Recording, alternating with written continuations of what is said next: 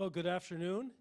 Welcome to the Wilson Center for this program that asks the question, is China's door closing? Brought to you by the Kissinger Institute on China in the United States.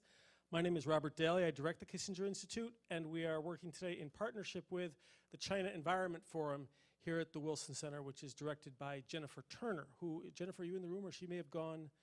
I think she's going to Hanzhou, the fifth floor overflow room. There is a fifth floor overflow room which will have a live video feed if you'd be more comfortable down there. And we will have people there with index cards who will be bringing questions up during the Q&A part of the program if you like. Although for now it looks like we can accommodate everybody that we have. So once again, welcome. I got an email from Sean Xie, who's spoken here at the Wilson Center twice before, I think. About a month ago, saying that he would be back in town, and so we're asking ourselves what broader questions are raised by China's newly promulgated law regulating foreign NGOs and some of the other developments that we've been seeing in China, and we focused in on openness, which, as you no doubt know, has been a major part of China's political discourse since 1978, when Deng Xiaoping at a work conference before the third plenary session of the 11th Central Committee meeting of the CCP first introduced this language of reform and opening up, 1978. In 1980, he made his first public statements to foreigners about the policy of opening as bedrock to what China was going to be under his leadership. He said, China is implementing a policy of openness, 对外开放, strengthening its international contacts and paying particular attention to learning from the experience and technology of developed countries, including receiving foreign investment to assist in China's development. So openness was always joined at the hip with reform. These were two major elements of China's new economic policy, and it was aimed at something quite specific. As Deng said, it was aimed at bringing in foreign technology, expertise, and especially managerial and technical expertise, and also money. He continued then throughout his tenure to talk about opening up, most notably at the Fifth National People's Congress in 1981, when he said that this policy of implementing the opening up approach and strengthening international economic and technological exchange is our unwavering policy, 坚定不移的方针. And this 坚定不移, this is a kind of language that Xi Jinping also frequently uses to talk about many of his unwavering policies. Deng, we should note, also added the famous line about when you open a window, you let in a few flies. And that was about spiritual pollution, less welcome or dangerous ideas from the rest of the world. He was clear about that from the beginning. The flies were going to come in, but the need for technology, expertise, and investment was so great that they were willing to allow that. And then in 1982, this policy of openness to the outside world was officially written into China's constitution. Again, usually side by side with reform. Of course, China's openness and reform have always been carried out and defined on China's terms, so that the rhetoric of openness was not the same as talking about integration or acceptance of every aspect of the West or modernity or the outside world. And I also would argue that this persistence of the openness discourse now for some 37 years itself posits China as isolated and apart. You don't speak about openness and your ongoing, unwavering openness unless you also have a strong sense of your separateness or being closed, and I think that continues to this day. It's part of this old, I think, fundamental idea in China, what they call 内外有别. There are fundamental differences between the internal and the external, politically, economically, culturally. Of course, more recently, as we've begun to see, perhaps, and our guests will talk about that from their own professional points of view, we've begun to see perhaps a closing of the door in China. We have also heard accusations on the strategic front, most notably from the Secretary of Defense, that China was building up a great wall of self-isolation. So our question is China becoming less open under Xi Jinping? We should note at the beginning that China's official answer to this question is absolutely not. The topic of this conversation itself would be offensive to policymakers in Beijing, who continue to say that they are adamantly continuing to open up, which implies increasing openness to the outside world, just as they are increasingly reforming. So within official circles, this question about whether China's door is closing is not a question.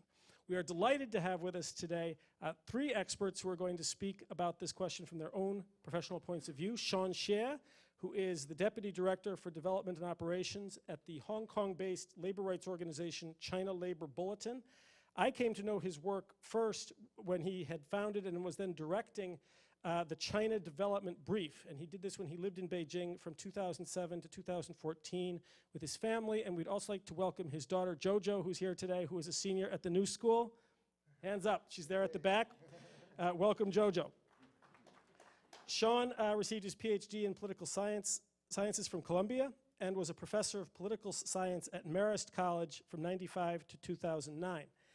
He will speak about the civil society in China, NGOs, and the international NGO law. He'll be followed by Erin Ennis, Senior Vice President at the U.S.-China Business Council since February of 2015, although she has been at the U.S.-China Business Council much longer, since 2005. And this is an organization I think needs no introduction in this room. They represent over 250 American corporations. Erin directs the U.S.-China Business Council government affairs and advocacy work.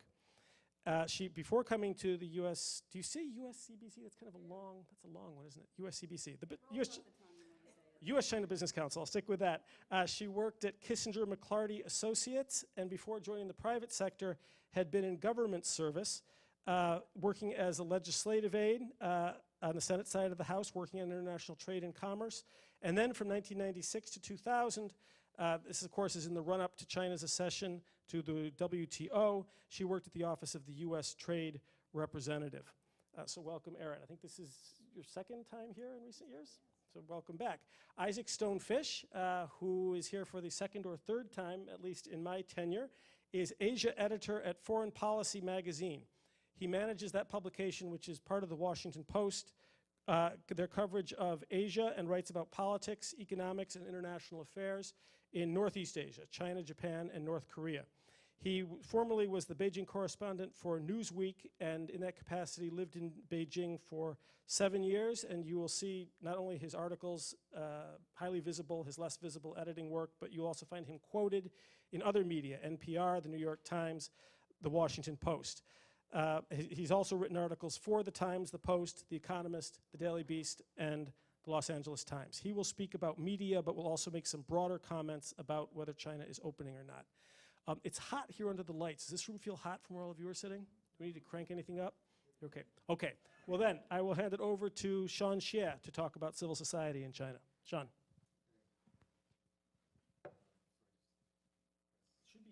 It should be okay? Yeah. Okay. So thank you, Robert, and thank you to the Kissinger Institute for organizing this. This is it's an honor to be here with Erin and Isaac to speak about this subject. I do have to apologize. I'm a bit tired because about 2 days ago I just emerged from the Sahara Desert, and so now I'm here in DC in a very different environment. But it's great to be here.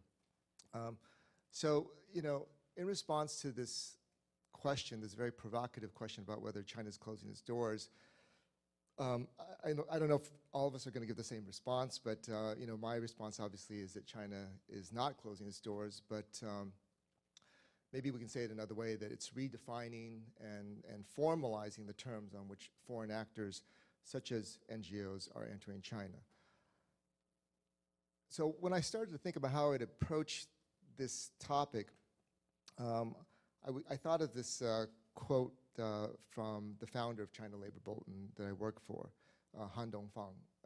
And Dongfang, I remember he said it in this, I think, an interview with CNN in response to the overseas NGO law. He said, this kind of a very pithy statement, NGOs do not need China, China needs NGOs. And so I thought I'd start there as the starting point, that China really does need NGOs. I think this is true now more than in the past.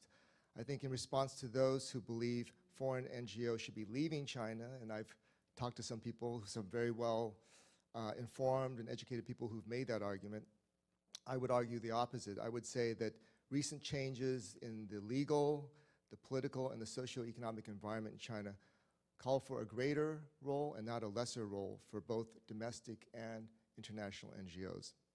So I thought I'd just speak about each of these areas, the legal environment, the political environment, and the socioeconomic environment, and talk about why NGOs are so important for addressing the challenges in these three areas. On the legal side, the legal environment, I have to say this has been a really, I think, unprecedented year for those of us in civil society in terms of legislation. We've seen the passage of an unprecedented number of laws and regulations. And I'll just list a couple of them. National security law, the counterterrorism law, a revision of the environmental law, the anti-domestic violence law, the overseas NGO law, the charity law. Later this year, we'll probably see the passage of maybe the cybersecurity law and revisions of regulations for registration and management of the 3 types of social organizations or nonprofits in China. And maybe, I think there's been discussion about even some kind of social organization law down the road. So, this is really unprecedented to see all these laws and regulations being issued and revised within the period of 1 or 2 years. I think the danger for us is that we'll see these laws and regulations as a done deal, rather than an organic process that's shaped by different actors, that's negotiated by different actors, which is how I argue we should see it. Laws by themselves do not result in a quote-unquote rule of law.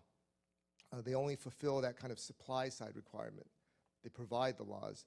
But I think on the demand side, that rule of law has to show that it addresses society's many needs and that it can be used by private social actors to resolve disputes.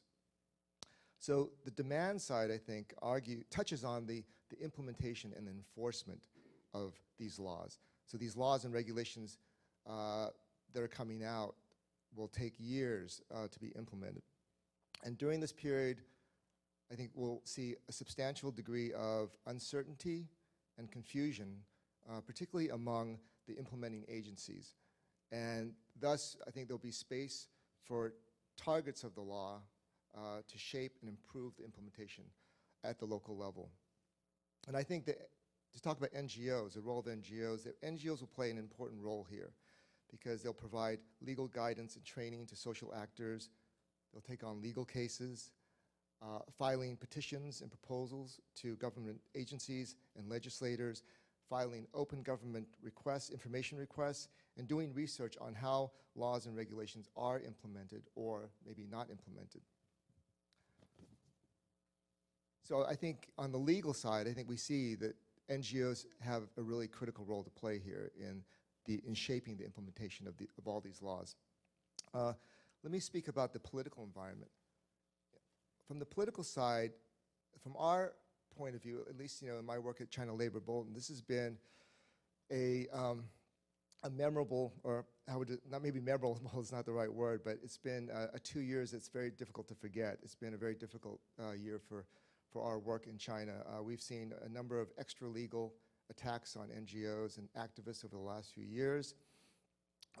We've seen the attack on activists who have advocated against corruption, against discrimination in employment and education, activists who have advocated for gender equality, the attack on rights lawyers, the attack on foreign NGOs and booksellers in Hong Kong. For us, for China Labor Bulletin, we've experienced a very difficult 2 years, particularly after Occupy Central in fall of 2014. We've seen our own partners, workers that we've helped to support, and even our own staff detained and prevented from crossing the border into Hong Kong. And then last December, we experienced a very high-level attack that probably came from the National Security Council or Commission. It was a high-level attack on our Guangzhou partners, and a number of them are still in detention, and we expect them to go on trial sometime this summer. That high-level attack was followed by a state media smear campaign by the New China News Agency, by CCTV, and by People's Daily that basically sought to smear the reputation of our partners, and the People's Daily article also mentioned us by name. So in response, Han Dongfang, our founder, decided to write an open letter to the People's Daily to defend the reputation of our partners and to defend the work that we do in China in terms of protecting workers' rights. I think in terms of the political environment, the danger I see is that in a time of very substantial political and regulatory change, that we're going to see more of these sort of bureaucratic agencies, law enforcement officials that will choose to use extra legal means to selectively enforce laws and regulations to protect their own interests. I think we've already seen quite a bit of that over the last 2 years. So here, I think NGOs also have a very important role to play, an important role to play in monitoring the implementation of these laws and regulations and holding different stakeholders accountable for following the laws and thereby ensuring that China builds a rule of law system. Finally, let me just talk about the socioeconomic environment. I think on the socioeconomic side, we've seen that there's been a number of social tensions and needs that need to be addressed. After 30 years of rapid growth, these tensions and needs have reached intolerable levels in a society with a greater awareness of their rights and with social media tools for getting informed and organized. These social problems have the potential to become political flashpoints. Examples include industrial accidents such as the Tianjin explosion, environmental pollution, high levels of worker protests and strikes. For those of us who work in labor, we're now seeing a new working class that is much more assertive in their demands and able to communicate and organize with other workers due to that growing awareness of their legal rights and the use of social media. There are a very high level of strikes throughout China, and we expect the situation to worsen with the slowdown in the economy and mass layoffs in the state-owned sector. Workers in Guangdong have been increasingly willing to organize and engage in collective bargaining with their employers, even without the help of the official union. So I think in the socioeconomic sphere, I think NGOs also play a very critical role here in terms of assisting social actors, workers, for example, people with disabilities, people suffering from environmental degradation, women, ethnic and religious minorities. These are people who are just now becoming aware of their constitutional and legal rights and are now speaking out and organizing to achieve them.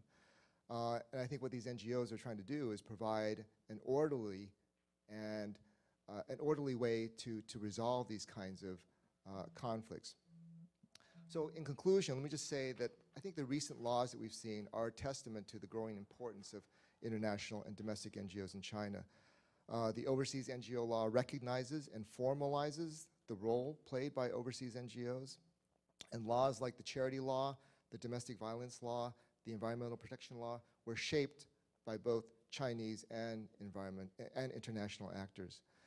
And so from here on out, I think the NGOs will play an even more critical role, will have to play a more critical role in ensuring that a rule of law is constructed and addressing the different socioeconomic tensions by creating a more predictable, orderly, and fair playing field for the resolution of these tensions. So maybe I'll stop here. Thanks.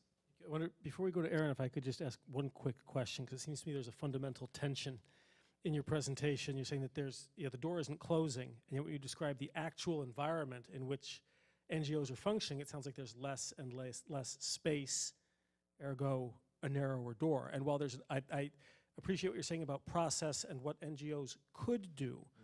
These roles, providing definition, providing feedback, providing studies, these are not roles that the Chinese government is inviting international NGOs to play. These are opportunities that you see, it would seem to me, precisely because there are more concerning problems. Am I wrong that there's a kind of a tension in the way you've presented this? Well, I think I'm not saying that NGOs, that we should just go out and deal with these issues the same way that we've dealt with them in the past. I think that we have to, in this environment, I think we have to be more careful and be more aware of, I think, security risks too, and the work that NGOs do, but that we have to continue to move forward. We have to continue to move forward to address these kinds of issues, rather than pull back or hide our head under the sand. I think it will be challenging. It will be a very challenging environment to work in. But I think there are some people who feel like that they should sort of go and hide in the closet and wait, kind of bide their time. But I think this is maybe a time when we really need to be more proactive, more strategic, and maybe more public in the way that we deal with the government on these issues. I think we do need to I think act in a way that it's, I think, different from the way that we've acted in the past. I think in the past, NGOs have tended to use that kind of gray space to operate sort of behind the scenes. And I don't think you can do that anymore. Okay, thank you. Erin. So I'm going to give a non-answer to the question about whether China's open or not. The reality for anybody dealing with the business environment in China is that what you're experiencing and what is happening is highly dependent upon the sector that you're in, the nature of your business, and what the interest level is, in many ways kind of similar to NGOs, of how you're contributing to China's economy. So there's no one answer, probably, is the best way to say about whether the door is closing or not. Every answer is right for each different company. Let me tell you a little bit about what our companies are experiencing and kind of what we're perceiving as going on. And probably the main takeaway, if you want to summarize my remarks and put your pen down, uncertainty, it probably is the best way to describe what we are seeing. It is, by all accounts, an incredibly challenging business environment for any company, be it domestic or foreign. China's economy is slowing down. I will note it is slowing down to a rate that is still an enviable growth rate if we were to have it here in the United States. 6% would be an awfully good year in the United States. It will be a not as good year in China. But the things that happen with that kind of an economic slowdown, the things that go along with it feed into many of the issues that you've already started hearing about. And that is, when your economy is slowing, you don't need as many workers and you don't need as much product on the market. What do you do with all those people who don't have jobs anymore? In China's case, in some sectors, what we're seeing them do is just maintain production. That's resulted in things like overcapacity in some key sectors. That has global implications. But the underlying question of what do you do with all of those people who are going to be out of jobs is one that remains unclear. Now, as a kind of to the same extent of kind of whether foreign NGOs are welcome or not, I will say that for foreign companies, the market generally is open because we provide something that I think is essential to the market, which is jobs. We create the kind of innovation and R&D that's going to create the kinds of jobs where China wants its economy to go. And we are still hearing noises out of the government that indicate that that is of interest. Most of the senior leadership comments about the economic reforms in China have focused on this idea of reform and opening up. That is, I think, all a good sign, but we have yet to see really any genuine implementation of measures that affect the kinds of things that at least foreign companies are dealing with. There have been any number of reforms, let's say, in licensing. Very much in the weeds for probably most of you, but the fact is that it is easier to get a business license generally in China, but you still have several layers that you have to go through as a foreign company when you want to get a license. So while the system is somewhat streamlined, the process hasn't actually worked out how that's going to work. We've had reports from some of our companies that while the central government directive may be very clear on the fact that there should be one-stop shopping to be able to get a business license, so each person that you need being in one spot, and in addition, that through that process, that what you should be doing is notifying what you're doing rather than seeking approval before you can start business. That when you stop in to provide the documentation of your notification, that the official who receives it then has a lot of questions that seem a lot like an approval, actually. So again, these mixed signals, I think, go to the basis of a lot of the things that we're seeing, and it does seem to still favor, in many ways, how the market is orienting. It seems to favor domestic companies. So I would say that that uncertainty about where it's going, the disconnect between what the leadership has said are the goals of economic reforms and what we're actually seeing in implementation has led to a great deal of uncertainty for foreign companies in the market. It also then, the residual impact of that is that it makes it much more difficult for those of us who represent companies or have companies that are doing business in China to be able to be very strong advocates about that China's on the right path, because it's hard to see those clear signals coming out of it. So I would say, though, Robert had given us at least one challenge of potentially making some recommendations. I'd say the number one recommendation in terms of the business environment in China is that clearer movement on reform policies and those opening up to foreign companies would be probably the best thing that could be done to both eliminate the uncertainty and give a clearer sense of where China is going, whether that door is opening, closing, somewhere in the middle. I will say this, that one of the other residual impacts of this uncertainty is that we, of course, are hearing a lot more discussion now in some circles in Washington about whether we should be moving away from the policy that we've had towards China for the last 30 plus years, and instead moving towards basing the relationship on something close to reciprocity, if not outright reciprocity. And the idea behind this is that Chinese companies are now beginning to go out into the market. In particular, some of the big named companies, Alibaba, Tencent, are in sectors where foreign companies are largely restricted in the market. So suggestions have been perhaps we should apply the same to China as to what they are applying to foreign companies. I would say that sounds like a really comforting idea of what you could do, but we at the council, and I think among our member companies, feel very strongly that's a race to the bottom when you get there. There is very little chance that if we were to impose those kinds of restrictions that you wouldn't see even stronger reaction on the Chinese part.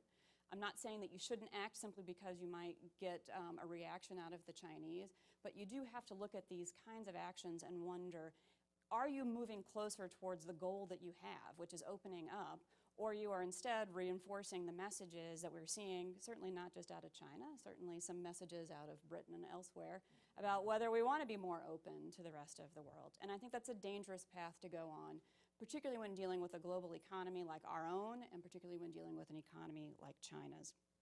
I would say, though, that the other thing to keep in mind, as much as we can joke about what's going on globally, if China is going to give better clarity on what it's doing, it really needs to be doing so right now. We are in the beginning stages of what the next administration will choose to do in terms of all of its foreign policy. And so the window of opportunity to reinforce the fact that China is indeed moving towards more openness towards foreign company needs to be taken advantage of now. If you wait until even November 10th, frankly, at that point, the administration likely will have come up with most of its plans of where it wants to go. And trying to start down that path of saying that you were serious about those reforms once an administration is in place is really too late. Let me just touch a little bit on some of the ways that we are engaging, just because I think it's relevant to kind of what we are seeing in terms of the perceptions for foreign companies in China. One of the big bilateral dialogues that happens between the United States and China is the Strategic and Economic Dialogue that happened earlier this month. I think we're still in June. Yes, earlier this month in Beijing.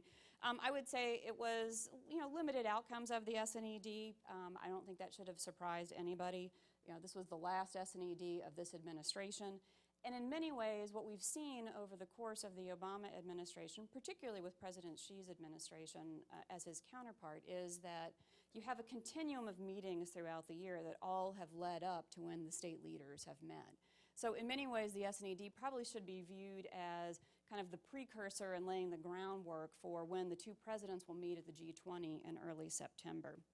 So I think while there may have been modest progress at the SNED, hopefully we'll see, assuming that my guidance has been accepted, moving towards September, some further progress on some of these issues.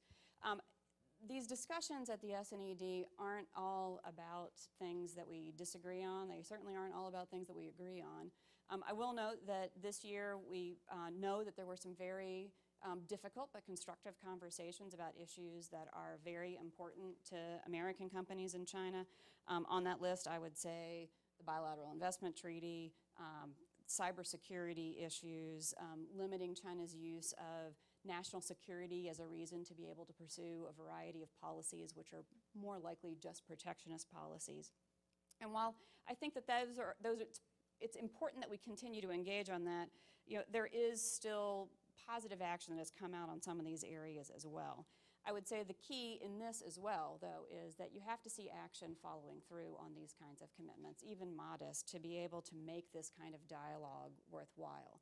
And again, back to that point about the fact that we are laying the groundwork right now for how the next administration will deal with China, I think that something like the SNED is absolutely necessary. We cannot think that we can have a constructive commercial and economic relationship with China if we're talking less every year. There's not going to be fewer issues that we need to be governing. Whether it's called the strategic and economic dialogue, whether you take the ampersand out and go back to what the Bush administration had of the strategic economic dialogue, what if you give it a totally different name? Frankly, it doesn't matter what you call it. That level of engagement, high level, predictable, with a work plan that goes throughout the year, is absolutely essential to be able to make progress on the kind of issues that make a direct impact on how companies do business on the ground in China. So if nothing else, I guess I would say that we probably need actually more of that kind of engagement rather than less. I mentioned the bilateral investment treaty. I think it's an important thing to keep in mind. While it wasn't an outcome at the SNED itself, it certainly is something that we've seen actually in the past 2 weeks, some initial movement on. The signs from what we are hearing are that the Chinese made an improved offer and that there's still more work to be done. They made some progress in some key areas. The key on this one too, like everything else, is there's a time clock on this one too. If you think ambitiously about what it would take to get an investment treaty negotiation completed before the end of the Obama administration, you're really looking at a window now that is less than 6 months. If you factor into that frequently progress is made when you have action-forcing events like your president's meeting, well, I mean, that could be September. That probably is a bit ambitious. Theoretically, the two presidents could meet at APEC in November. That buys you a little more time. But regardless of how you do the math, what you are looking at, if that's a realistic goal and outcome, which China has stated that it is that the US and Chinese negotiators are going to be spending a great deal of quality time together in the next few months to see how far that they can get on it. I think that having a positive outcome on that would be, I think, very positive for the commercial environment generally. But the key with all of this, as with everything that I've talked about before, is seeing progress right now. This cannot be a negotiation where China waits to hold off on the kinds of reforms that it has acknowledged on its own are in its economic interests until it finishes an investment treaty with the United States or the equivalent with the European Union. If you wait until after you've finished those negotiations, not only have you lost an opportunity, but you frankly haven't laid the groundwork for what's going to be necessary for that kind of an agreement to actually be approved and implemented in the United States. So you've essentially wasted the time of the negotiations with very little direct benefit because Congress is going to be very skeptical of it without seeing some improved confidence that China's going to follow through when it's going to say what it does. So I guess I would just say, kind of in closing, that what we really are in need of, kind of the theme throughout this is a relationship in need of some pretty significant confidence building measures on the commercial and economic side in particular. The strategic issues I'll leave to other experts, but it is very important that China be clear and begin to implement in meaningful ways the economic reforms that it's talked about. And not just reforms that benefit domestic companies, but reforms that really get at the heart of how foreign companies are able to participate and compete in the market. Doing that lays, I think, a potentially positive groundwork, and certainly means the door is starting to move a little bit more towards that opening area. But I think the absence of it means that we've got a very difficult path ahead of seeing where exactly China goes. Well, thank you, Erin. I think, like Sean, a very nuanced presentation which recognizes complexity and process, which is what we want in the Wilson Center. And we're very glad to hear that both of you have working on this, and also you're both very clearly committed over the long term to making things work out in your sector. But it does seem like there's a lot of elephants in that there room. And I think I've seen a number of surveys, perhaps including the US CBC, do I have that, which say that a majority of your members feel less welcome in China than they did. Certainly, maybe it was an AmCham. But is that mostly about uncertainty? Because that would seem to me to be indicative, perhaps, of a closing door. And while we want the nuance and the commitment in the process, sometimes for strategic reasons, especially in Washington, you've also sort of got to make a call on directions from 30,000 feet as well. How do we balance those? So, am I wrong that there have been a lot of surveys that say companies are feeling less welcome? It is, I believe, AmCham surveys that have asked that. I actually was just working on our survey data. We tend to ask questions that have as much of a quantifiable answer as possible. And while certainly the kind of feeling of what you have going on in the market, for us, the better indicator is two factors. Number one, what your outlook is on the market in terms of 5 years. Are you optimistic, negative, kind of on that range?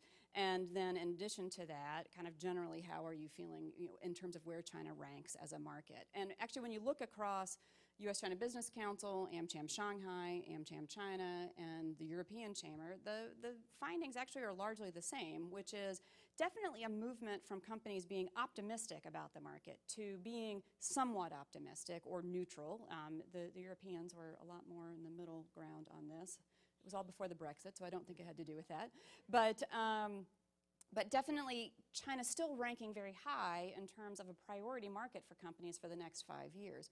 So I think the takeaway from that is that what we are seeing in terms of how companies perceive the market and how they are planning for the market is that it is still a top priority, but that uncertainty is permeating whether they think they're going to be able to achieve those goals or not. Okay. Thank you. Isaac. Thank you, Robert.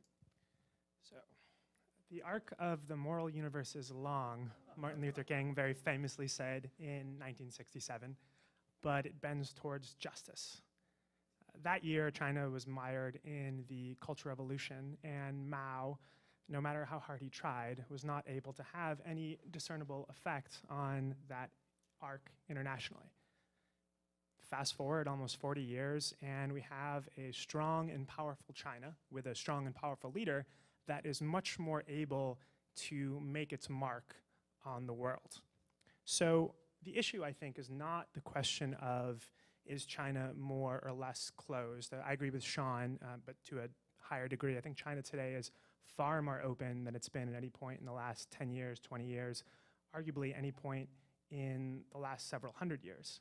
The issue is that China is, in many ways, far more authoritarian and far more able to export this authoritarianism externally. So the door is wide open, and now it's going both ways.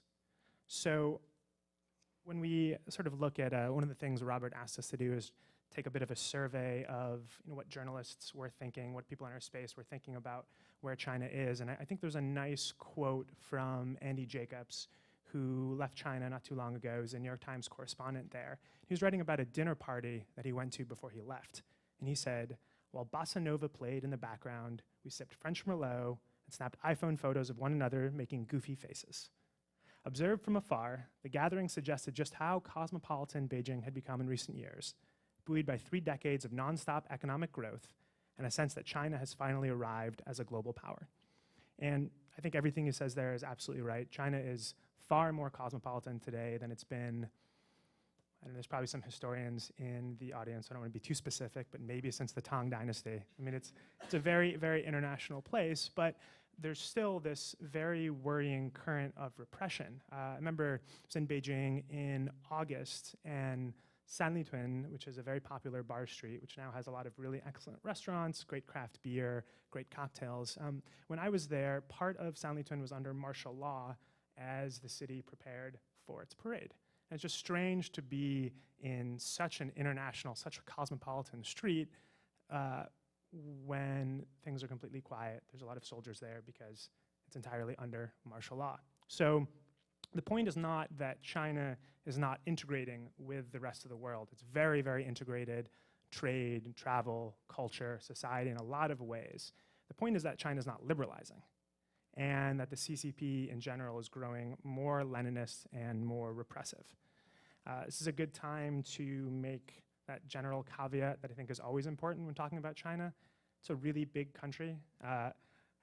Any sort of generalizations I'm making here are going to leave out a lot of really great and really important nuance. So I'm trying to talk mostly at a kind of a high general level, and I'm painting with a very thick brush here.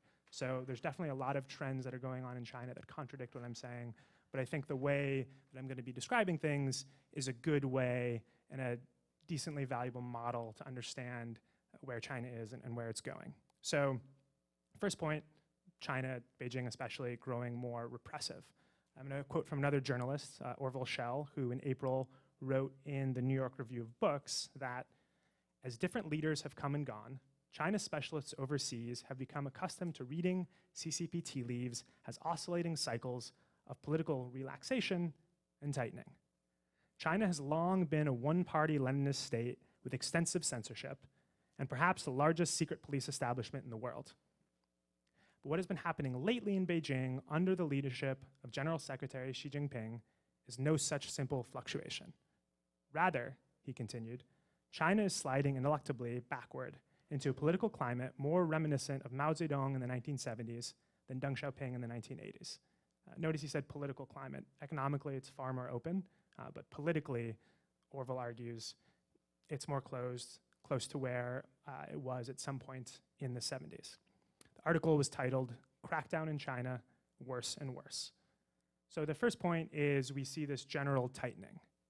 The second point is the ability that China has to influence foreign organizations, to influence foreign countries, and to have them more and more play by China's rules. China in the 1970s, 1960s could not. China today can, and it's almost hard to blame Xi for using the massive amount of power that he has amassed to influence the external world so that it is more amenable to China and more amenable to the survival of the Communist Party, but that's what he's doing. So the issue, I think, is not a question of access for foreign companies, for foreign organizations. The issue is one of compromise. This is Schell again. What has been perhaps most unexpected about this trend is the way that Beijing has begun to extend its claims to control people and organizations beyond its border. So, coming back to Martin Luther King, that arc remains long, but today it bends towards accommodation. Now, I'm going to briefly talk about an organization, a company, and a few media players. I'm going to do this, I'm going to be pulling out examples here. So, like I said before, there's going to be a lot of other companies, organizations that are doing things that are bucking these trends, but bring up 3 different organizations that I think are playing in a really interesting space and raise a lot of really interesting questions. So the first one I'm going to talk about is the American Bar Association, and I picked them because I've done some research on the organization and what it's done, and because I think they sit at some very interesting intersections when we think about the way that foreign organizations deal with China. So the ABA is one of the world's largest voluntary professional membership organizations. They have more than 400,000 members around the world. And they also, and this is strange for a professional organization, they also have a human rights arm called the Rule of Law Initiative, which has been doing work, sometimes really great work, in China since 1998. So one of the things that the ABA has done, which I think is actually a nice example of how China can do more, call it liberalize as opposed to internationalize, as opposed to westernize. So I think when we try to think of, we look at the question of door opening, door closing, we look at the question of which direction China is moving in, we often too much allied the issue of westernization with liberalization. So one of the things that the ABA is doing is it's working with courts, a lot of them lower level courts, to help lower the instances of non-political wrongful convictions. So some guy robs a bank, the police arrest the wrong guy. That's bad for the people involved, with the exception of the guy who got away with it. It's bad for the guy wrongfully accused. It's bad for the court system. It's bad for Chinese perception of justice. It's bad for human rights. And it's not a threat to the Communist Party's control and power. So working in that space, working in the areas where you can help China move towards human rights without westernizing it and without threatening the Communist Party's hold on power is a constructive depending on how you think about it, but a much safer space for foreign organizations like the ABA to work in. So the reason that I've written about the ABA is because they've done two controversial things lately, and I think these raise very interesting questions about foreign organizations, especially those with human rights mandates, how they deal with China. So one was back in August after a really horrific crackdown on Chinese lawyers, especially Chinese human rights activists. And the ABA, the most prominent bar association, dithered for a long time, put out a statement that many experts criticized as way too lukewarm, way too tepid. It really didn't get at the heart of the matter. It really didn't take Beijing to task for what it did.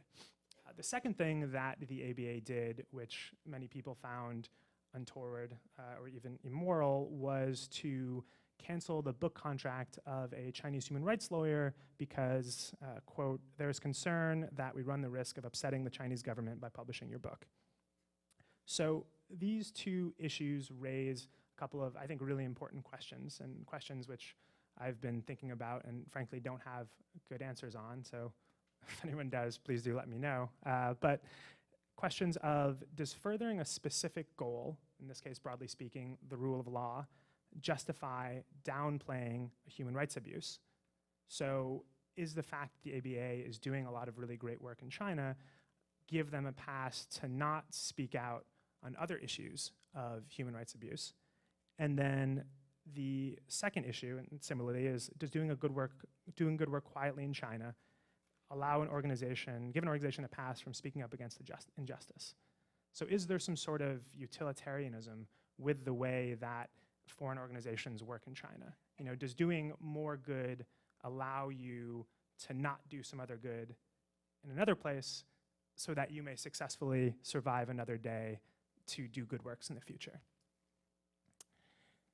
So that is the ABA. I want to talk very briefly, very briefly, about LinkedIn, which in 2014 decided to play by local rules and to censor its domestic Chinese content. Now, I just saw a Wall Street Journal article a couple days ago that said that since entering the Chinese market, LinkedIn's China membership has grown more than fivefold to 20 million users, which is a huge amount of growth, admirable growth. And I think it's kind of another interesting issue there, and sorry for quoting Bob Marley here like a high school yearbook, but it is kind of like the don't gain the world and lose your soul. You know, it's very easy for foreign organizations to, well, not very easy, but it's very doable for a lot of organizations to play by local rules and to see their companies succeeding far more than they would otherwise. And, you know, I think it's partially our job to hold them accountable for doing that. Very briefly on media, timing-wise, it's hard to, I think, point to any specific trend with more access, less access. I will give a shout out to the New York Times, which has continued to do very excellent reporting on the wealth of Chinese leaders and people connected to Chinese leaders. And I will say that it's a shame that Bloomberg hasn't continued the excellent reporting that it started to do, or that, frankly, that it did a lot of before it seemed to decide that it was a bad business strategy to continue to do so. And when we ask the question about, you know, what can we do to help, I think in terms of reporting, you know, the more that we read and we share serious articles that are really exploring what's happening in China today, and the less we share and click on trashier or worse quality articles, the more we're supporting great journalism. And I think great journalism really feeds off the audience, and it's very important to, you know, to be engaged with that and to try to move away from cat videos. And then as just a final point on, or should I end there, or do we got another? Maybe one more minute. One more minute, okay. So the other question about, you know, what's there for us to do, I think it's interesting to ask, where does China fit into this global march that we seem to be embarking on towards fascism, or at least isolationism? You know, we have some worrying leaders in Eastern Europe. We have Brexit. We have Trump, for God's sakes. And I think, we can sort of see Xi fitting into that pattern, though far more quietly and far more subtly. The way that he expresses himself publicly is totally different from the way a lot of these other leaders do. But I think if you really just burrow down and dive into what he's saying, I think there's a lot of similar worrying trends that we're seeing in other parts of the globe. And then finally, what can we do about it? I'm still a working journalist, so I'm going to frame this as not coming from me, but as coming from a lot of China experts. But I think there's a very widespread belief that voting for Trump would be a really, really wonderful thing for Beijing's ability to expand its influence all over the world. Thank you. Okay, well, thank you. For people who are down in the overflow room, again, please feel free to write questions legibly on the index cards, and they will be carried up here for discussion by the entire group. But I would like to open it up. We have people with microphones on the sides. If you could raise your hand, they will get a microphone to you, please. Yes, right up front. So right up front. Then I think that back here.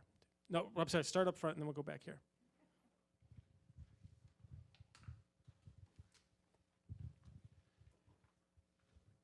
A question for Mr. Zhen.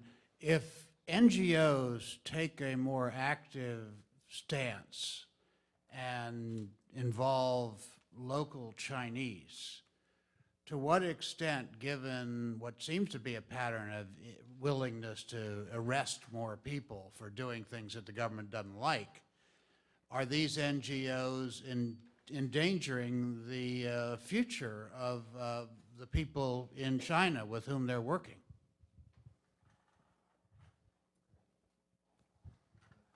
For me, okay. Yeah, no, that's a great question, and certainly, every NGO in China has to make their own decision about that. I mean, I don't think that we necessarily have to pull in NGOs. I think the issue or the important thing is to try to pull in the public, the Chinese public.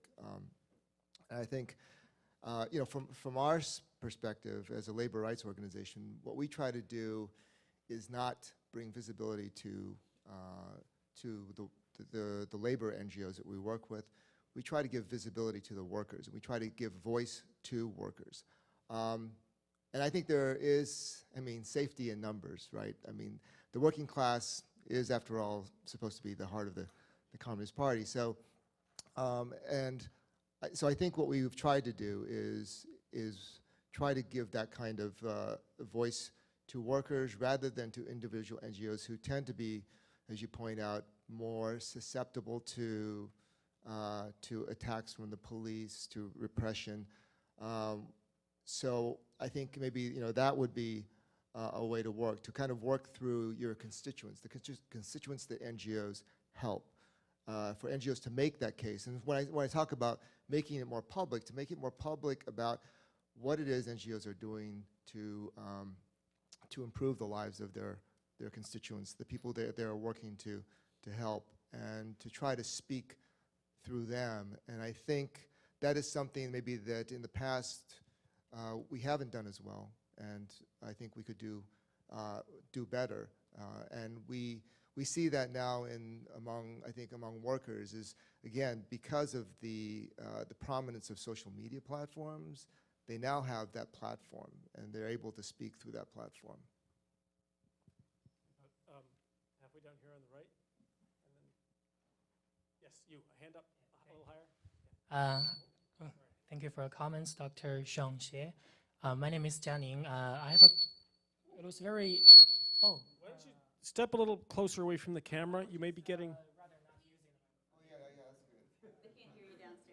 You won't hear him downstairs. Why don't you come away from the camera? You can walk halfway down the aisle and see if we don't get the reverb. So it was very admirable that you founded the China Development Brief, which is a very good sources that many NGO workers are using for the information of Chinese civil society. And I'm just very curious, from your perspective or based on your insights, what are the current memberships? Because many international NGO are registered on your China Development Brief. And what are current trends for those NGO? Are they pulling out? And what are their funding towards the local NGOs implementers? And what are the trends you are seeing? Yeah, thank you. I guess first of all, I should make a correction. I was not the founder of China Development Brief. That was Nick Young, who was kicked out of China in 2007. So I just kind of helped to revive it. That's all I did. So, but let me say this. I mean, the NGO community in China has grown very rapidly over the last 10 years. Especially, we're talking about more independent grassroots NGOs. And more of those NGOs are now engaging in advocacy, which obviously has caused some concern for the regime. And that's why we see, I think, these attacks on NGOs that are engaged in advocacy, in organizing sectors of society. But you wanted to ask about the numbers, or is that right? I mean, there's, I think there's over 600,000 registered NGOs, and some people have estimated there may be like 1 million, NGOs, or it depends how you define NGOs or social organizations. It's kind of a complex question, but I think, again, going back, I think the bigger question for me is why stay in this, why stay in this sector? Why stay involved, and why? I mean, it would be very easy, of course, to leave, but I think that NGOs and civil society, broadly speaking, have an important role. I mean, I think, just looking long term, I think we need, again, taking that long-term view, and again, for some organizations, they may not be willing to take that long-term view, and they may want just to leave, and that's their prerogative. But I think taking the long-term view, one of the reasons that I think this is such important work is because the Chinese regime is, it's a very difficult regime to deal with, as we all know. But I think all regimes eventually have to change. I mean, doesn't matter what regime I think you're talking about. I think we have to, I think any kind of, the Communist Party will eventually have to go through some kind of change. And when they do that, they are going to need an exit plan. And I see our work as providing an exit plan, an exit strategy, because the Communist Party right now has no opposition. And it will need that when the time comes. And what we see ourselves as doing is providing the kind of, how would you say, social democratic option for the Communist Party to evolve in that direction, as opposed towards evolving towards fascism. So to do that, we need to build that kind of that base among the working class. That becomes an important impetus to, I think, building social democracy in China. I mean, I'm not saying that Xi Jinping is going to become Bernie Sanders. Can I jump on that before you finish the thought, though? I mean, think this comes pretty close to sedition, does it not, what you just described? No.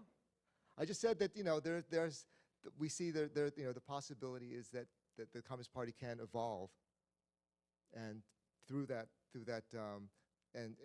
there is that exit strategy that can evolve. I'm not talking, I mean, I don't know if you call that regime change or not, or regime evolution.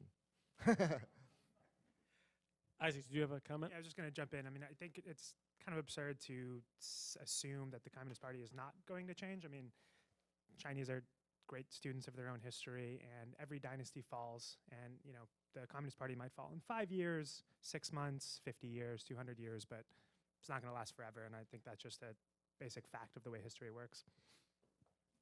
Well, this is a question from the overflow room. Why don't I give this one to you, Aaron? What role do you think Chinese students returning from abroad will play in the future regarding China's attitudes toward opening or tightening up, internationalism or nationalism? Is that a factor?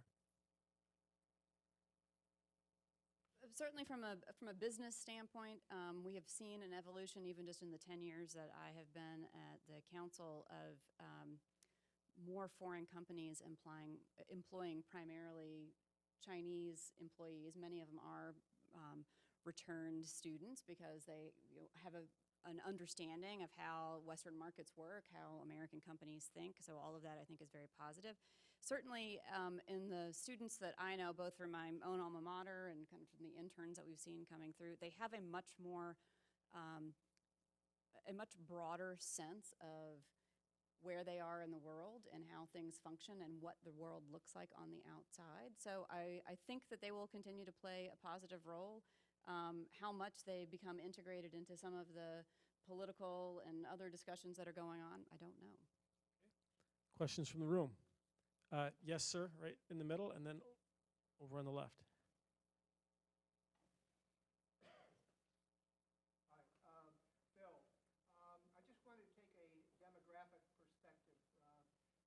About a year ago, we had a presentation here about Russia. Of course, the family size in Russia is diminishing, and the lifespan of men is diminishing.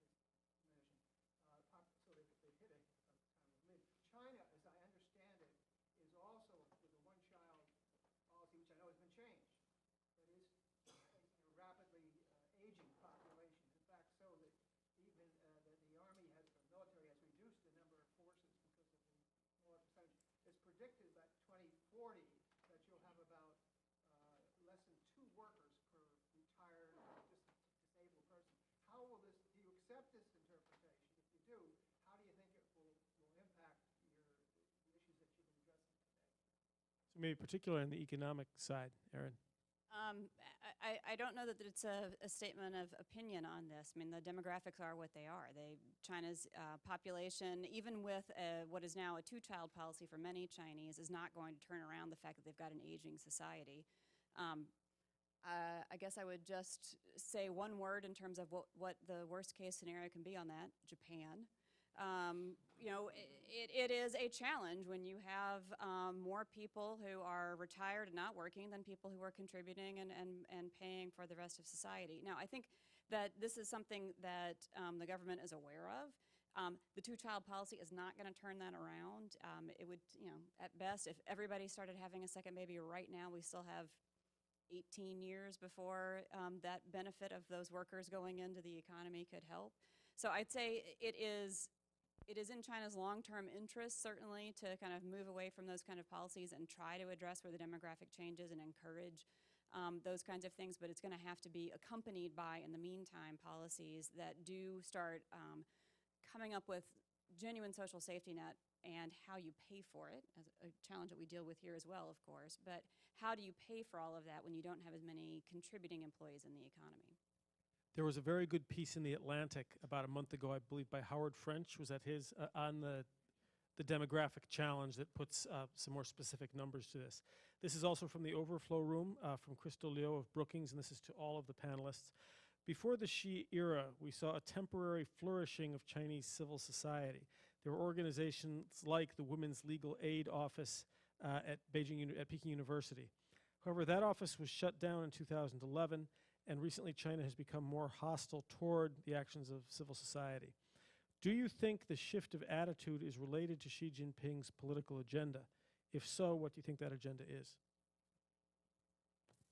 Maybe I'll just a correction. I think that the Legal Aid Center that she was talking about, that the person was talking about, was not shut down in 2011. It was moved. It was forced out of Beijing University, and then it re-registered in another form. And I think this year it was told to shut down, but it still has a law firm that they operate. But yeah, in terms of certainly, I think, you know, the repressive environment, the tightening environment we've seen coincides with Xi Jinping coming to power in 2013, 2014. So there is a clear emphasis. I think, you know, I think Aaron mentioned about whether, you know, the Chinese leadership giving a clear signal. I think there is a clear signal, and that is the signal is national security. There's a clear focus on national security. There's a clear national security edge to a lot of the legislation that I mentioned before. So certainly that is something that's become very, very evident with Xi Jinping's rise to power. There was a question back on the aisle. Yes, sir. And we have some, sorry, behind the column. We'll come behind the column next. Hi, Tucker Van Aken. I'm a director on the China practice at Albright Stonebridge Group. And some of our work deals with the social sector, so that's large international philanthropies, MNCs pursuing CSR work, basically the folks that are funding NGO work in China to a large degree. And we've seen a trend towards what I'd call de-risking, where programs, initiatives that would previously be unimpeachable, have strong Chinese champions, local partners, support Chinese government goals, et cetera, are coming to be seen as sort of major risks, might as well not do it, let's curtail our activities. And my question here is sort of, do you have any reassuring words or confidence-building advice in this time of crisis so that these organizations can feel confident in doing and pursuing this great work that they have done traditionally? Thank you. I guess my piece of advice would be to keep at it, but I would say, first of all, that we should recognize that there is a major change in the legislative environment for philanthropic charitable organizations. I mentioned already the charity law that was passed this year. There will be revisions of these regulations for foundations, for social membership associations, for social service organizations.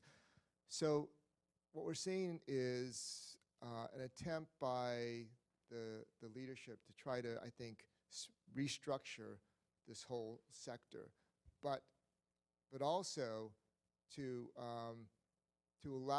I think expand the space for certain kinds of organizations, and probably the organizations that you talk about to flourish.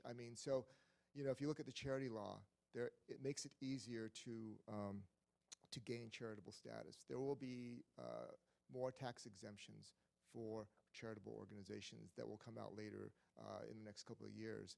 There is already in the charity law expansion, sort of lowering of the bar in order to do public fundraising, which was very highly restricted over the last number of years. So I think, what we're seeing here is, and I think I could speak, I don't want to speak for Chinese civil society, but because it's such a very diverse community, but I think there are many people in Chinese civil society who see kind of a new age with a kind of a new stage of development here with the charity law, kind of a post-charity law, stage. And I think there's a lot of optimism. At the same time, there's a lot of concern because of the crackdown on civil society activists. But because of that, I think that there is both a willingness and there are opportunities, many opportunities, I think, to work with Chinese charitable organizations, foundations. These are organizations that have just started to emerge over the last, I would say, 5 to 10 years. They're still very young, but they're also very optimistic about, I think, the opportunities out there. And I think it would be a shame, I think, for foreign organizations to pull out at this particular juncture. If I jump in real quick. So I think one possible bright side, if you're looking at this charitably, is that a lot of the laws have more clarity now and are being enforced much more stringently, or being enforced like laws should be enforced. So 5 years ago, 10 years ago, even much more recently, there's a lot of philanthropic organizations that, according to Chinese law, were in China illegally. So now people are more, in Beijing is more following the laws that they had set out. In this case, and for a lot of organizations, it prevents a lot of good from being done, but China's moving away from an anything goes society into more of a society that, outside of highly sensitive areas, follows the rule of law. So in a lot of cases for nonprofits, that's bad for the nonprofits, but I guess the bright side is that now they know, the law's out there, they know what they should be doing. Yeah, question over here? Yes, sir. Hello. This is a question for the third speaker today from the Foreign Affairs. And I heard you mention that the question is not is China closing, but. So I would like to also twist the original question in the following way. Is it closing up to whom and opening up to whom regarding last week's event of the Russian leader's visit? And by the way, there will be a three nations relationship talk tomorrow evening at the Hangong or China Garden restaurant, and you are all welcome to join, attend. It's not a free dinner, but only $25. Thank you. I think if we look at it on the international politics space, I don't think, again, I don't think the kind of opening, closing is the right framework to do it. I think we can see it more as shifting alliances. China does seem to be moving closer to Russia because there's a lot of shared interests, and the stigma that Russia and Putin especially has for so much of the West and for the United States is mostly absent in China.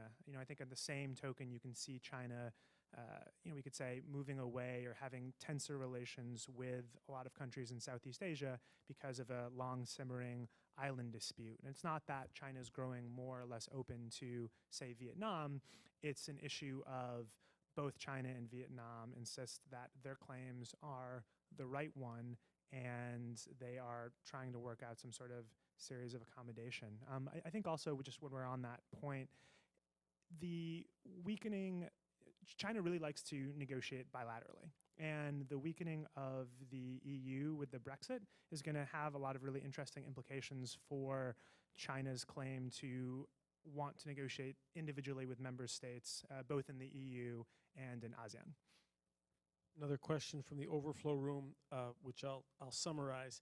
And then if each of you could briefly give your opinions on whether there's ever a time to use reciprocity within your spheres. Is there ever a time to do that? Even in China, they say 来而不往非礼也. You're supposed to give the treatment that you receive.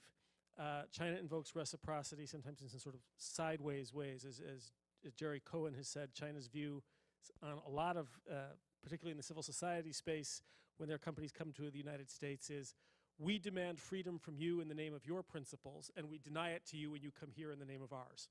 So that's not inconsistent because we're invoking principles.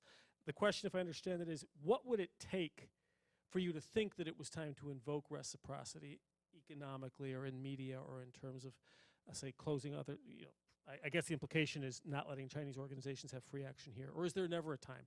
Do we always remain open and demonstrate the value of that and reap the value of that? I think we got very close to a point where reciprocity would have been a really strong idea when Beijing almost denied, well, Beijing did de facto kick out a couple of New York Times journalists and almost didn't renew the visas of several others. And I think we could have had a stronger response from the US government. It's not really fair to say, we are not going to take Chinese state-owned journalists if they don't take our state-owned journalists, because we barely have any state-owned journalists, VOA, RFA, that kind of thing. But I think, treating the New York Times in that sort of instance as, okay, they're treating American journalists this way, so we're going to make it far more difficult, or we might even consider expelling Chinese journalists. I think that's a time where reciprocity is at least something worth strongly considering.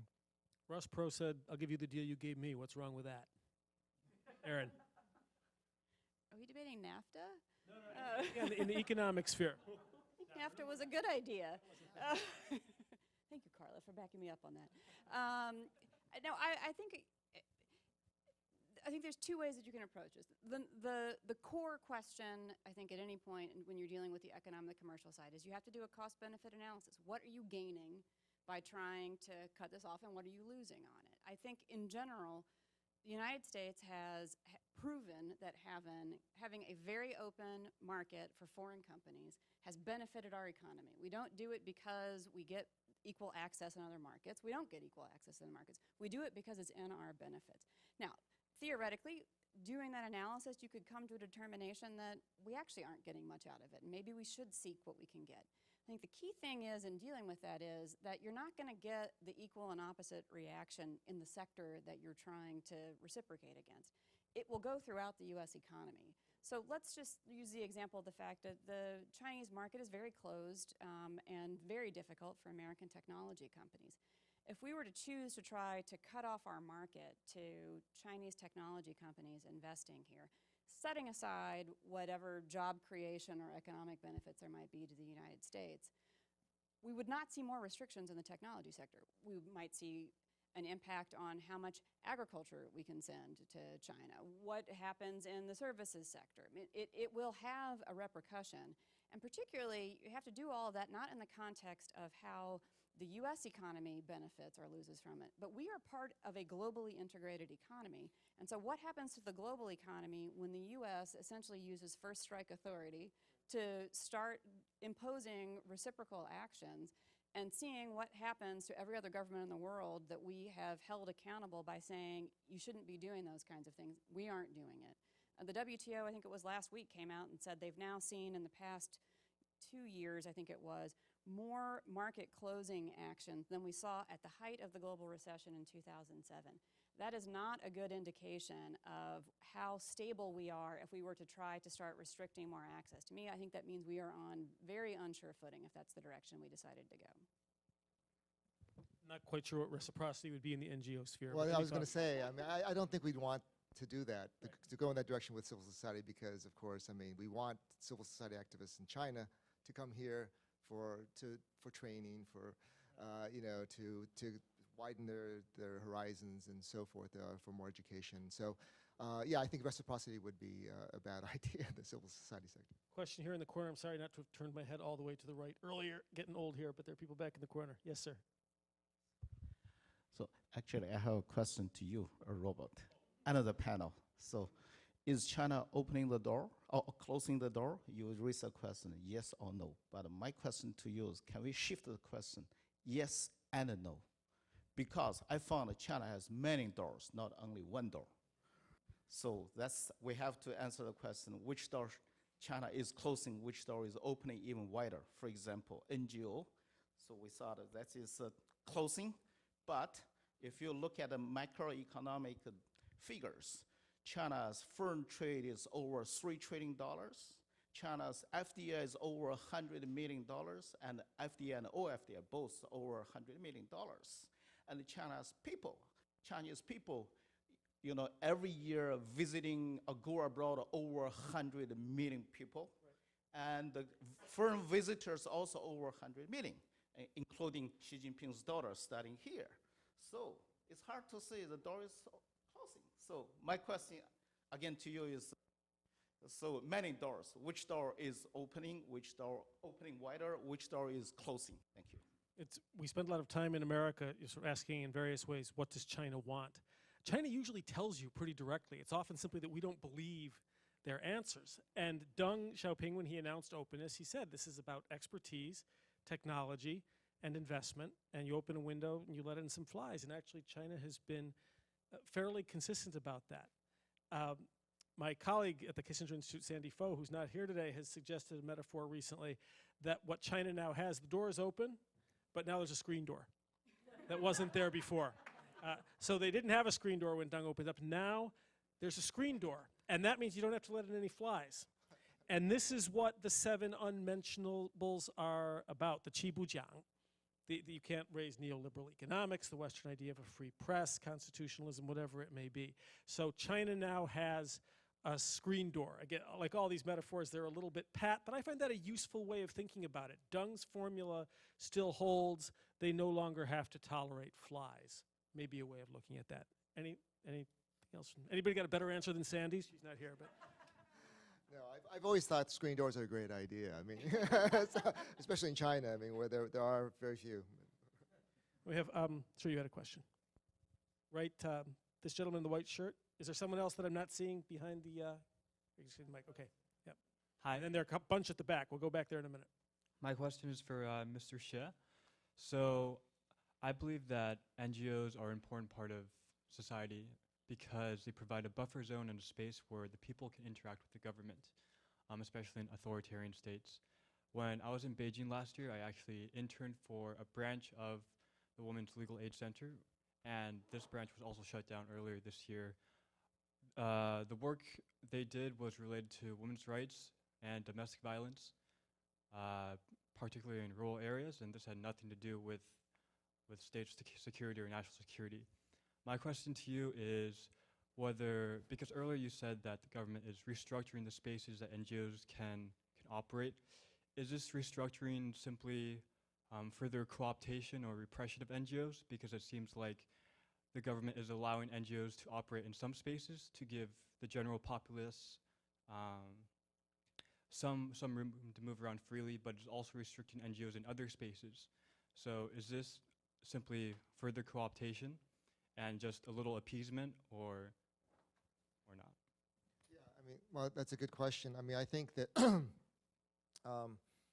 I think what Xi Jinping is really interested in is maybe above all is strengthening the party, and part of that is, I think, co-opting NGOs and trying to bring them under that sort of big tent that the Communist Party has constructed. So if you look at the recent draft regulations for registration of these of NGOs, nonprofits in China, you will see an article in there that says where the reality permits that NGOs should set up party groups. It's the first time we've seen that kind of language in these regulations. So, you know, certainly there is an effort to try to bring NGOs under that big tent. But I think, you know, in terms of the larger, I think that it's very difficult, I think, to do that. I think in the past, the Communist Party has tried to do this before. The problem is that the reality in these NGOs is it doesn't permit the establishment of party groups. So I think you need like three party members in any organization to form a party group. I mean, most NGOs, I think, barely have 3 members to speak of. So, and most of them are not going to be party members. So, yeah, it's, you know, what you have in the laws and what goes on in reality are 2 very different things. But certainly there is that intent there. There were a couple of questions at the back, and maybe in the interest of time, if we take 3 in a row and then go to the panel. I see 3 hands up, 2 at the back, and then you, sir, have been very patient. Thank you. So let's go 3 questions in a row. Go ahead. Yes, Ray, right there. As a foreign NGO operating in China, I was very intrigued, Isaac, by your discussion of the ABA and both the positioning and the moral dilemma that creates. And so help me a little bit more. You said you've done some investigations and you have some more thoughts about that. Walk me through the thought process about how you would draw the lines or where you might draw the lines between continuing to do good work and then the word we just heard before, which is co-optation. Help me a little bit. Advise me. Okay, let's hold that one. There was another over to the right at the back. Yes. Hi, McDaniel Wicker, fellow here at the Wilson Center. My question stems from Bill Bishop, who runs the Cynicism newsletter, has talked a lot about these same kind of issues, and he's come to the determination that China is in an ideological war with the West. That's how the CCP leadership views it, and they wage that war through state-owned enterprises and through state-run media. So my question is, do you see it the same way? And if so, how does the liberal world order respond, both in the media sector, the business sector, the political sector, and the non-governmental sector? Thank you. Thank you. Then gentleman in the blue shirt about halfway down. Yes. You answered my original question, but you reminded me of another story. I was in China in the fall, and while I was there, I did some collegiate debating, and I unfortunately was not there when this happened, but someone was silly enough to set a Taiwan topic, and that got the tournament, well, somebody called the cops, and got the tournament thrown off campus, and then after a couple weeks of harassment, the Beijing University Debating Association, where a bunch of collegiate debaters would come together and practice together, was shut down and has not been reopened, and that was in October.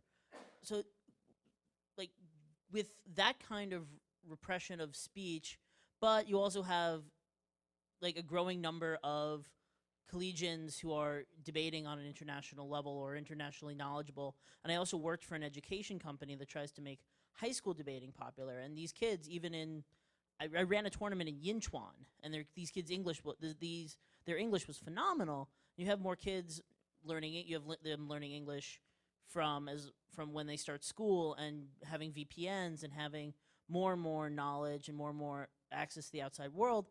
And then, as was brought up before, studying abroad, and then also the demographic issues. How do you see these more I mean, westernized probably isn't the right word, but more knowledgeable youth viewing the continued repression of the Chinese government? Okay, why don't we come down the line in reverse order this way, responding to these as you see fit, and together with any final thoughts. So we'll go Isaac, Aaron, and then Sean. Great. So I'll start with your question, and then I'll go to the gentleman in the back about the ABA.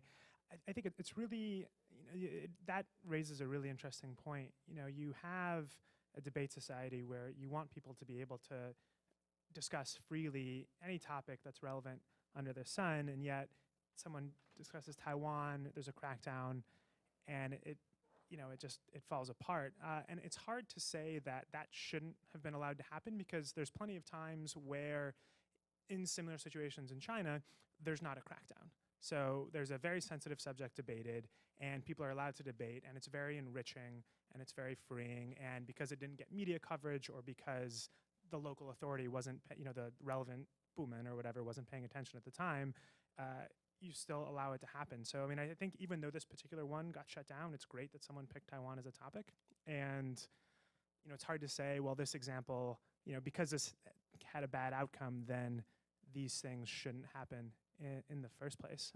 As for where to draw the moral line on the ABA, I'm not trying to bow out of the question, but I really don't think it's my place to say, whether they did something that was, that this is the way, exactly right here. I think you can say that they should approach it from a utilitarian framework where, because they're doing greatest amount of good for the greatest amount of people, they should keep doing what they're doing. That's more similar to to Beijing's argument, which is we've lifted hundreds of millions of people out of poverty, and therefore the hundreds or thousands of, or tens of thousands of people that we imprison unjustly, this is just the cost of making society work. And it's an argument. It's not often explicitly laid out, but I feel like that is the driver between a lot of actions in China today, whereas us in the West tend to be a little bit more Kantian in that here's the laws, here's the rules, and we should follow the rules even if that doesn't benefit society as a whole. So I would be happy to talk about it more specifically with you offline, but I think the important thing for this and for a lot of the issues is that we're raising the questions and we're having the discussions. In terms of whether we are at war with Chinese SOEs and the Chinese economy, I guess I would say I don't... Ideological war, I think, was the question, expressed sometimes through corporate policy. Is that... Well, I can't speak to ideology. I mean, all I deal with the commercial side. So I will say this. I mean, there is no denying that China favors its domestic companies. It doesn't have to be SOEs. It can be, Alibaba's not private. Certainly they've gotten all kinds of benefits in the economy. I think the challenge here is, what does it mean if we were? China plans its economy 5 years in advance. It sets out plans of how it wants to do things. We can't even pass a budget every year. We have a challenge of recognizing what we want to do. How do we retrain workers for sectors that we know are outmoded, but at the same time, we haven't got a very good STEM education. So if we are in a battle over these issues, then frankly, we need to start looking internally about what we should be doing to try to strengthen the U.S. economy to do that kind of battle. What the Europeans and others do, I can't speak to, but at least for the U.S. economy, the challenges that China presents to our companies are ones where you have to fight the immediate battle in terms of trying to demonstrate why those policies are bad for China's economy and bad for it in the long run, while still shoring up our own troops and making sure that we are ready for what the future battle is and having a stronger economy. I'm going to try to answer, I guess, some of those questions, or at least, I mean, what I picked out from some of those questions was that, where are sort of the lines in terms of censorship, self-censorship. I mean, I think Isaac raised an interesting question about the ABA, about, whether or not it's okay for them to build the rule of law, but also, not speak out on certain human rights abuses. And I'll just speak from my own experience working for NGOs. And I would say that, we don't try to fight every battle. We try to choose our battles. But we also try to do it in a way that's strategic and that's feasible. So, from our point of view, for China Labor Bulletin, we don't talk about, for example, freedom of association. Okay, freedom of association is important. It's important, but if we try to talk about an independent labor union, we'll go nowhere. So instead, what we've chosen to do is talk about collective bargaining, which is a more technical skill. It's still important. It's still important in terms of promoting workers' rights, in terms of promoting a working class awareness, but it's not as sensitive as freedom of association. But that's what we've chosen to do. It doesn't mean that we don't think freedom of association is important. So I think, when it's part of our messaging, and that's you can call it self-censorship, or you can call it messaging, or you can call it strategizing, whatever. But for us, we do it because it works. It allows us to work in the spaces that the Chinese government and Chinese society give us.